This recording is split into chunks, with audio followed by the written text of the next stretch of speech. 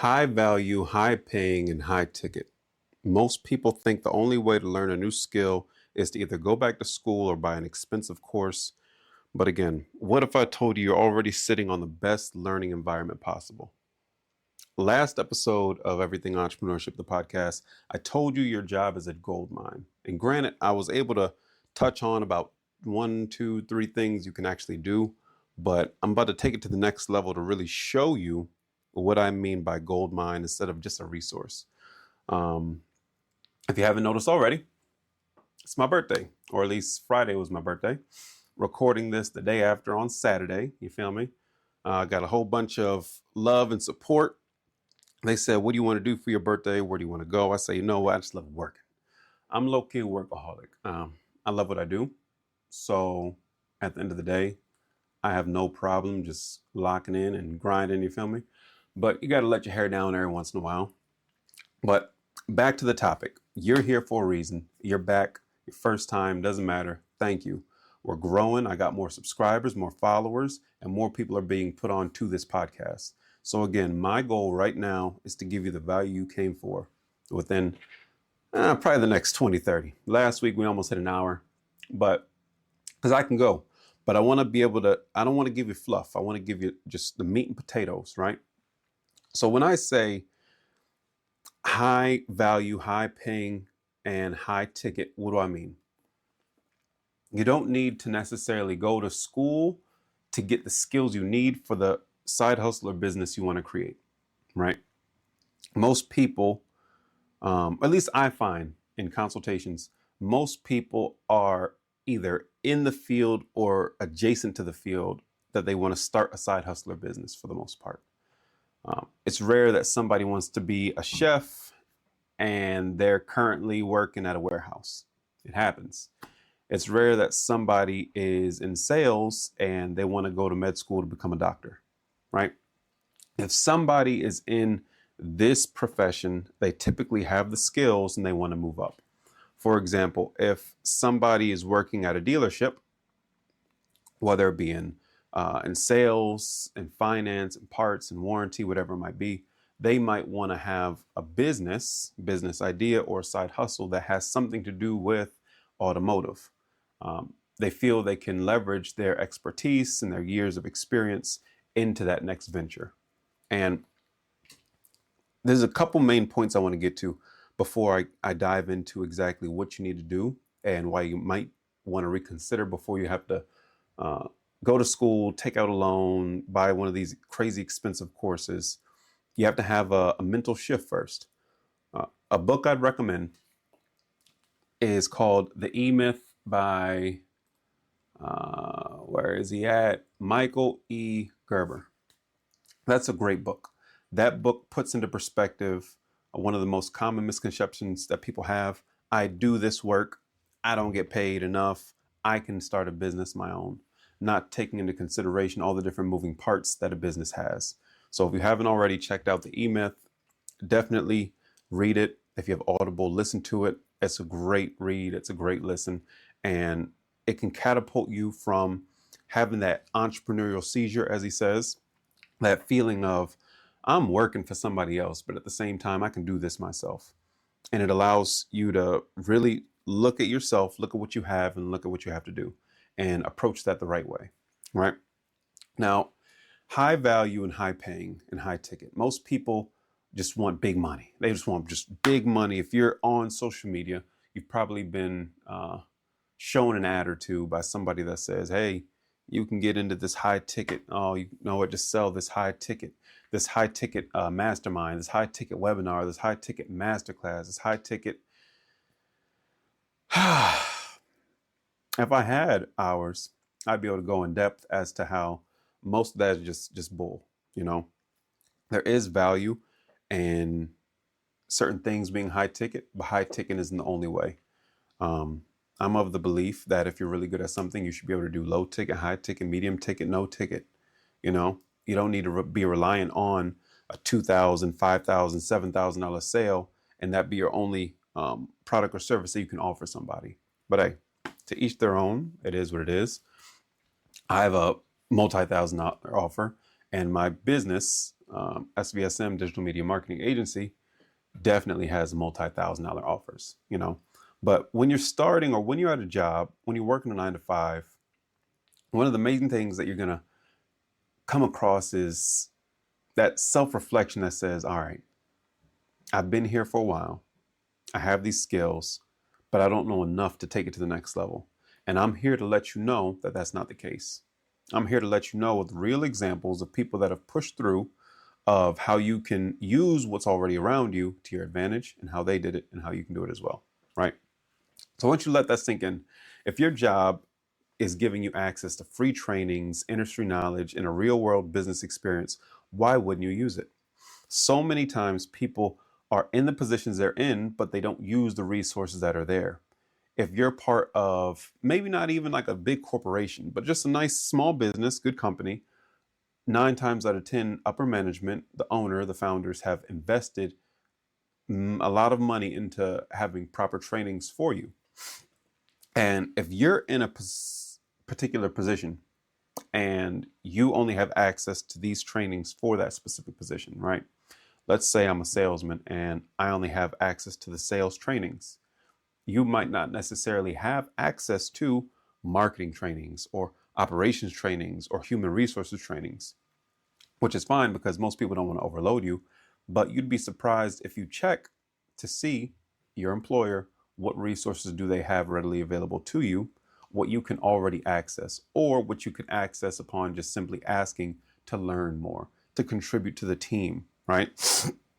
And again, giving actionable advice and things you can do, the fundamentals, is what I'm here to do. So though I'm already a couple minutes in, welcome to Everything Entrepreneurship, the podcast. I'm Kyle Jerome Carter. And in this episode, I'm going to give you 3 different ways that you can educate yourself at your job and position yourself in a better position to win, for you to start that or exceed in your side hustle or business, right? So if we get into what does that really look like, right? I like having this little portion that's like, is that me, So if you ever think to yourself, I want to start a business, but I don't feel like I have the right skills. I see people launching companies, marketing themselves and selling services, and I don't know where to start. I could take a course, but I don't have the money or the time to go back to school. Like, what do I do? And again, school is for some. It might not necessarily have to be for you to get over this hump. You have more than any other time in this world access to almost unlimited information. But the abundance of information keeps people stagnant, right? We have what's called analysis paralysis. And one thing that really stands out to me is there's been a shift in just the industry, or just in general, right? That it used to be, if I have some secrets and I have a product or service, I'm not going to put those secrets out there because I don't want people to steal them. And if they steal them, then I don't have the edge, right? But people are so blatant and bold nowadays, and it's even documented. Like, I could probably find a couple videos where people say, with not just confidence, but in a cocky way or cocky manner, you'll find them saying to each other or to somebody else, excuse me, I used to hide my secrets from the masses, but now I give them away. I give them away because I know the average person is not going to do anything with them. 9 out of 10 people aren't going to do what they have to do. And because of that, I'm no longer afraid of holding on to my trade secrets or giving away the farm, because I know you're probably 9 out of 10 people that's not going to do anything with it. And when I heard that, it really hit me in a way, because I'm not necessarily one of those 9 out of 10. Like, I can hear something, you could tell me to do this, and I'm just going to do it. That doesn't mean I'm just going to jump off a bridge. But when it comes to applying a method towards a business venture or for an objective, and it's coming from somebody that's already done it and proven, then I'm just going to do it. I'm going to do it. I'm going to get it out there. I'm going to fail. I'm going to succeed, whatever it takes, right? I'm not going to be too in my head. I'm just going to execute it and then measure reflect, and then approach it better next time. Most people can't do that. Most people will overanalyze. They'll think, oh, there's no way that this could be true. And they're going to just be paralyzed because they went from the goal of doing the thing to now the goal becomes researching about doing the thing.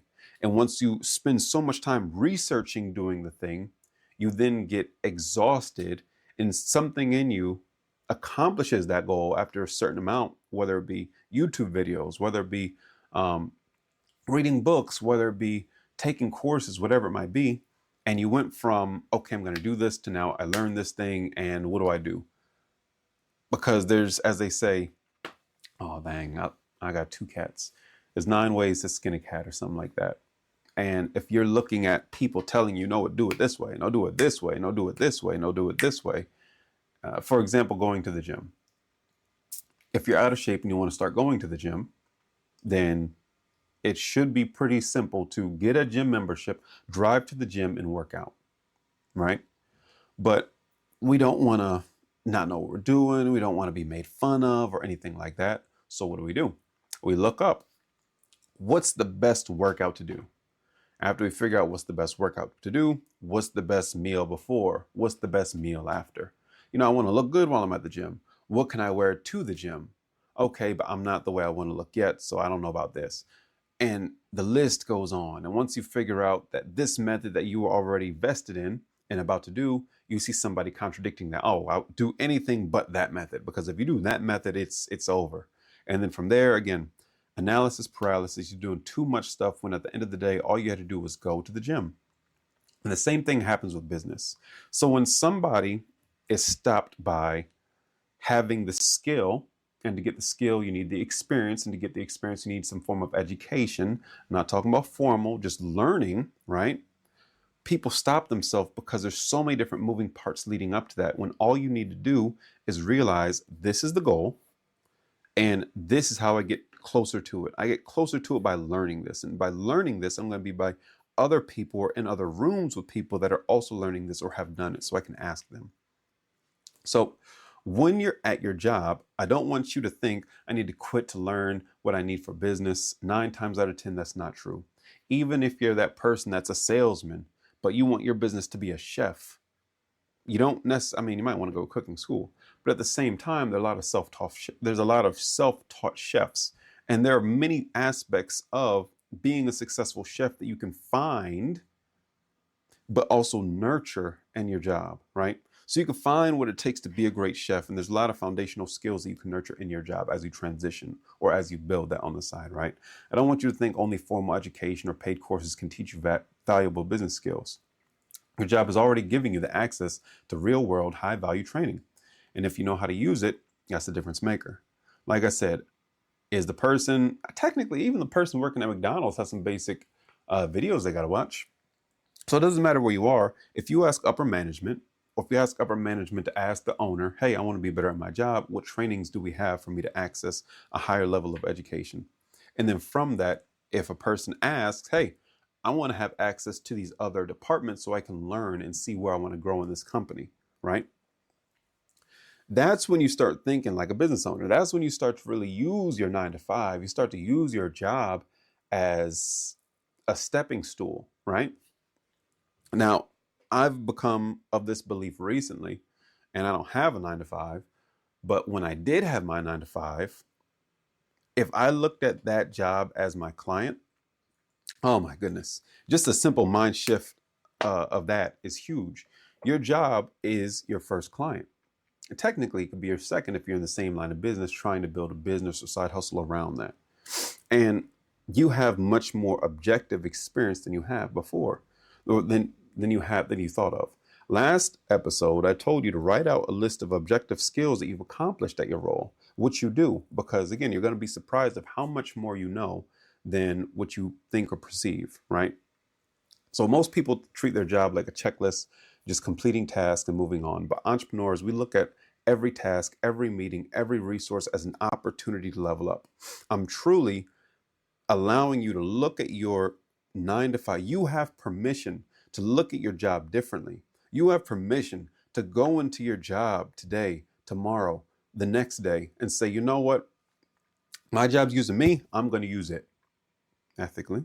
I'm always going to say ethically because I know there's some people that are going to just be like, I'm a scam them. I'm gonna milk this. I'm gonna just no. We're going to do it ethically because we're good people, right? We don't burn bridges unless they need to be burned. Um, no, you can tap into where you are and you can become the next version of where you need to be, of who you need to be, so that when it comes time, if you choose to leave your job, you already have case studies, you already have a portfolio, you already have the experience, skills, and education that you thought you didn't have access to. So I'm gonna break down the three things you need to do. But first, we got two examples, right? Um, where is it at? I have two solid examples for you guys. Number one, Sarah Blakely. She is the founder of Spanx, the women's wear. She worked as a fax machine salesperson at Donka, a corporate office supply company, and she basically studied marketing, sales, and persuasion by attending corporate training sessions. She gained cross-departmental exposure by interacting with executives and learning how business deals were structured. She used her knowledge in sales psychology and pitching to later convince Neiman Marcus to stock Spanx, launching her billion-dollar empire, right? Now, that's an example of, because I was just going to give you an example of me, but screw me. Like, this is value for you. And though I can give my lived experience and that's going to help people, there are, as you're going to see, not just in this episode, but many other episodes, I'm going to reference other people as they've used their workplace, as they've used what they have to ascend higher. And she's an example of somebody that went on and founded a company. But again, KJC isn't going to tell you to just jump out there because I know full-fledged entrepreneurship isn't for everybody. Whereas you can be at your job, be like, KJC, this entrepreneurship thing is nice. I just need some extra income. And to get extra income, I could start a side hustle or business, but I could just ascend where I'm at, right? That's correct. Take, for example, Howard Schultz. He's the former CEO of Starbucks. Now, how'd he get there, right? He started as a sales rep at Xerox, where he learned high-level sales strategies through corporate training programs. He moved into the coffee industry at Starbucks before it was a global brand and studied business operations, supply chain, and marketing strategies from within. He used his cross-industry experience to reposition Starbucks as a premium lifestyle brand, transforming it into an empire. So he basically used that corporate training at Xerox and Starbucks to learn sales, branding, and supply chain management, which helped him to scale Starbucks into a global powerhouse. That's an example of a person that used the resources they have at their job, but didn't choose to say, I'm going to start my own company. He decided to apply that to a new company and take that as high as it can go. You know, you don't have to necessarily quit your job. Most people just want more money. And sometimes you can get more money by ascending in your company or finding the company that you want to ascend into, right? Now, though I'm of the belief that each person is capable of reaching the potential they want, whether they do it or not is on them. This is everything entrepreneurship. And if you have a position of like a C-level position or an executive position or a general manager position, you have so many entrepreneurial traits, you know. Looking to connect with a couple different businesses, as I said in my last episode, to just show some of these entrepreneurial skills and how they can be applied for their employees. And if you're a salesman, you know more than anybody, that's one of the most entrepreneurial jobs a person can have, because 9 times out of 10, they're commission based or solely commission, like commission only or traditionally commission based. And they have to, they eat what they kill, for lack of a better term. And it takes a lot of things to source business if the company doesn't give them leads or whatever it might be. But let's get to the 3 things that you can do today, if you're watching this, or tomorrow, whenever. 3 steps or strategies that you can do, right? So number 1, I want you to leverage corporate training programs and for free education. Many companies provide like some sort of leadership. If you're at McDonald's, if you're at Mack Truck, it doesn't matter where you are, even if you're at a warehouse. Find out what you can access, right? We're going to find out what you can access, and then we're going to find out everything they have. Now, some people are going to be like, yo, KJ, see, that sounds good in theory, but my supervisor, they're just an asshole. Like, they're going to be looking at me like, what are you trying to do? You're here for a job, work your job and get out of here. But we're not going to worry about them. We're going to worry about what we can control. And what we can control is asking, what trainings do we have? And even if you went through those trainings, some of them are so boring, especially the ones with the test and they try to move the answer around and stuff like that. Most of the times it's just onboarding and stuff like that. But past the onboarding for your specific position, there has to be some sort of education there, whether it's standard operation procedures, whether it's full-on video, whatever it might be. Find out what you do have access to. And then from there, you're going to ask, what else is there? Now, you're going to find most people, once you get a full breakdown of what you have access to, and you ask, what else is there? Unless there's a hard stop, a restriction for just sensitive information or like C-level information, a supervisor is going to be able to unlock whatever they can unlock. They're going to say, okay, cool. You have access to number 1 and I have access to number 4, like 1 through 5. You can't get 4 and 5, but I'll unlock 2 and 3. 2 is about basic management stuff and 3 is about loss prevention or something like that. By simply looking at what you already have and looking at what you can get access to, and then taking notes on this stuff and applying it day to day, you can see, you can see if, one, your job is following these policies and procedures. 9 times out of 10, probably not. Some are a little bit more loose than others. Or you could figure out if you can apply something in your current position from another field, right? Great thing, sales and marketing go hand in hand. And many times, if you're in sales, you think marketing is a problem. If you're in marketing, you think sales is a problem. Marketing's, I get the leads, you got to close them. And sales is like, yo, I need better leads. These leads are trash sometimes, right? Sales trainings are a bit different than marketing training, but it is good for both of them to know what each other does, right? Number 2, I want you to shadow departments or projects to gain cross-industry skills. Now, this might be a little bit more contingent on your specific position or place of work, but and I always say this, start with a lunch. Start with a lunch for your supervisor. You're not kissing ass. You're literally just trying to educate yourself. What are you educating yourself on? Your client has access to higher level of education. They have higher knowledge of not only their position, but how the company works. Unless they came after you, they're new to the company. I'm not talking about that. The first thing you're going to do, or the lowest fruit from the tree right now, is to ask your direct supervisor if you can shadow them. If you can't shadow them, you got to figure out, and you know how your place of work works and operates. Figure out who is it that you can shadow? Who can you follow to make sure that everything is going the way that these trainings were? Because these are, whereas you can do 1, 2, or 3, ideally I want you to do number 1, which is to look at what trainings you have and figure out what trainings that you can access. And then after that, you're going to figure out who is it that I can shadow.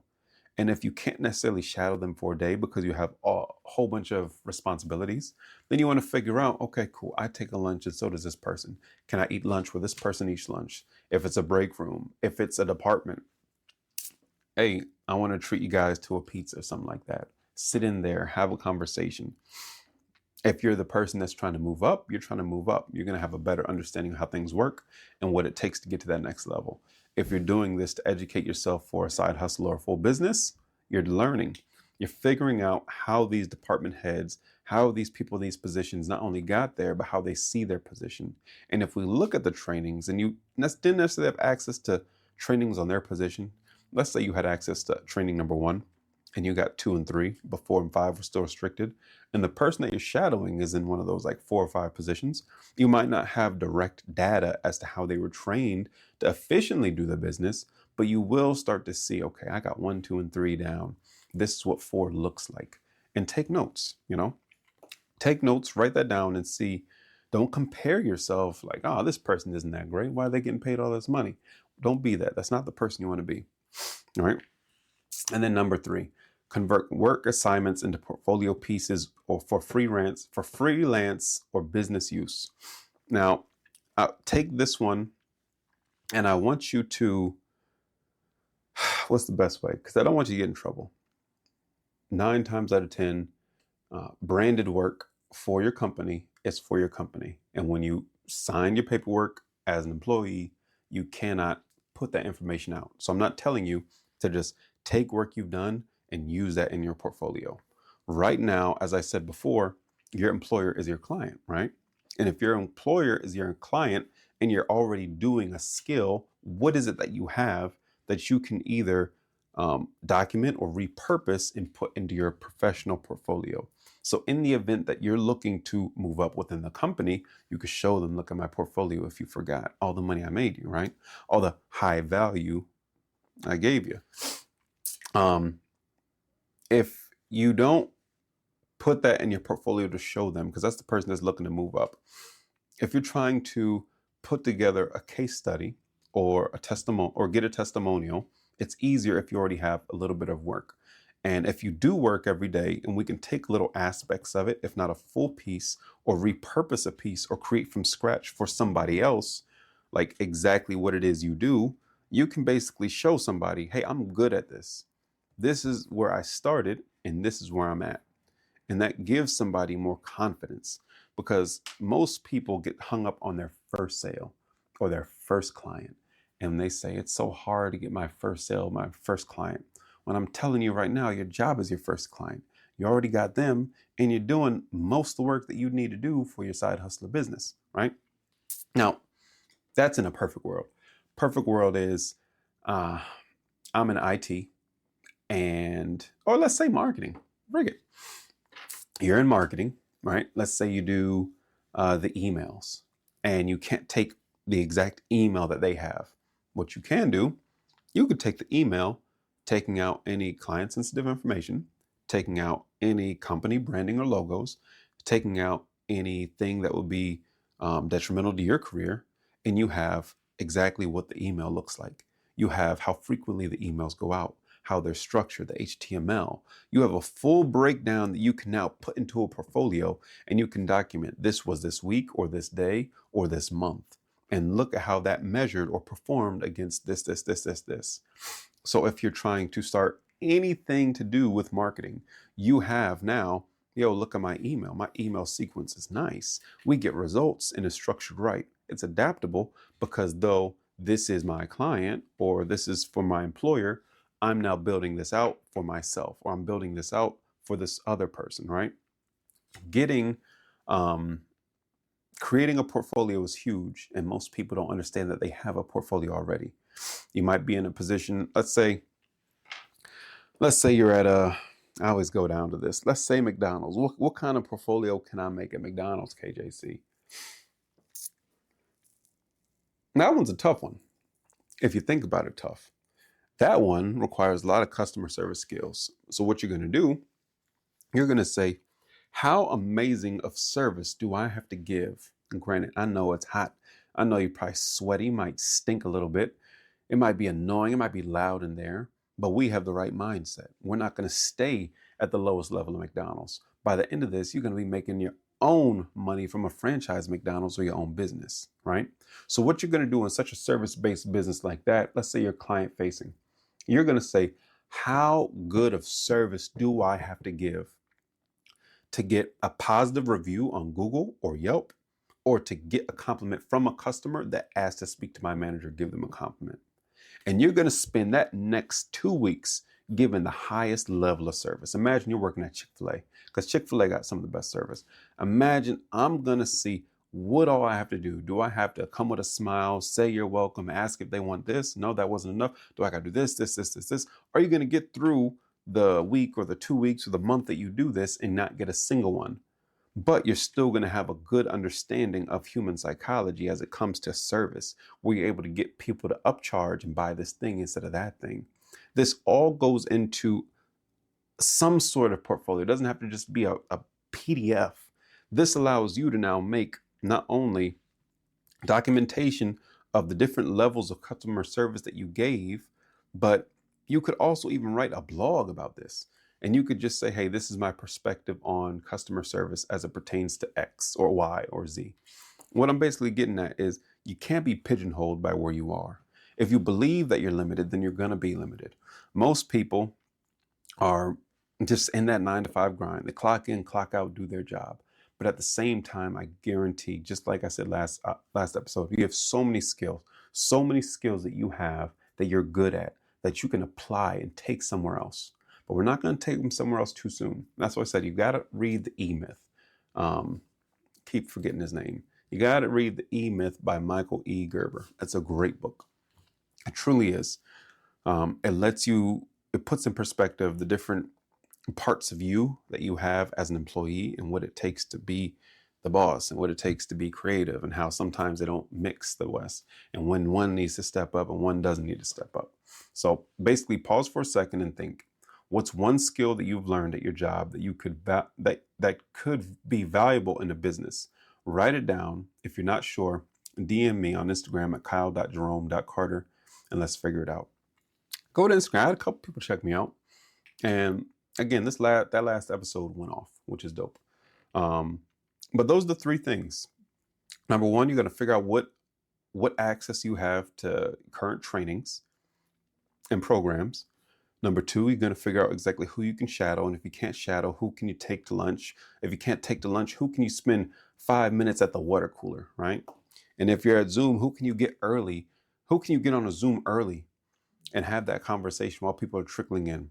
Most times the person that leads it is that person in management or supervisor, and they're there before everybody else. Like there's ways that you can make this thing happen if you think about it that way. And then lastly, you're going to figure out, okay, this is the type of business idea I have. This is the type of business I want, or I just want to move up in the company. What kind of portfolio can I start putting together from the skills I have? And this one is going to really challenge a lot of people because they already, and I'm saying this because the people that I've had conversations with already that are still working a job have that entrepreneurialism in them. Facing the fact that they do have these skills and then putting together a portfolio of work is hard initially because they're unaware of how much they've done and how much they do. And many times that goes to show how they are a high value employee and how they bring in a lot of money for the company. And by doing that, they could technically package and sell a high ticket product if they really wanted to. But you're not pigeonholed into that. We're out here creating real things to help real people, not just one person that says, hey, if you make $1 million a month, come talk to me, even though I haven't made $1 million. I could say this high ticket thing and help. No. What we're doing, we're building these not basic, but foundational skills so that when it's your time to rise up, you have this stuff. It's covered and you're ready and you're not intimidated by what's out there because there's going to be so much uncertainty. There's going to be things going wrong. There's going to be miscommunication. And the best thing you can do is to know what you know. And to know what you know, you need to know what you need to know. And you have to know who knows what to know. And go shadow them. Go tap into the resource and go figure out what you can put together, right? But those are three things. Already a half hour in. Like I said, it's my birthday. I'm excited. It's another year to go get it, What's new in my world? I got another, if you're on YouTube, subscribe. I have another day in the life interview. It's like interview part 1 coming out. And I got some other cool stuff going on. Literally this everything entrepreneurship thing is just coming to life. And I appreciate the support, Yeah. Like I said, I'm not going to just keep going and going and going, dragging this out if I don't need to. I'm here to give you value. If you feel like you got value, subscribe. Go check me out on Instagram, kyle.jerome.carter. Leave a comment. I love the comments too. Like I said, these topics, it comes to me and I build on it. And then I try to figure out exactly how I'm going to approach this, how I'm going to convey this message so that you can get the most out of your job and get into entrepreneurship, start this business, be profitable the right way without all the missteps, wasted time, energy, money, Wish we could all go back and save time, energy, money. But yeah. With that being said, I'm going to end this episode. Thank you for coming back. I have an even better episode next week. and I'm excited. I'm going to try and drop another video. Like I said, I have a video coming out this week with part 1 for the interview, but I have some real deep dive stuff. I'm trying to get this pad and my whiteboard so I can have it on the screen, really just dive into some of these topics even deeper so that you not only know the practical behind it or the conceptual that started it, but the minute details and how they affect different things, nerd out a little bit. That's just me though. But until the next time, thanks for watching. Share this with somebody else. I'm out.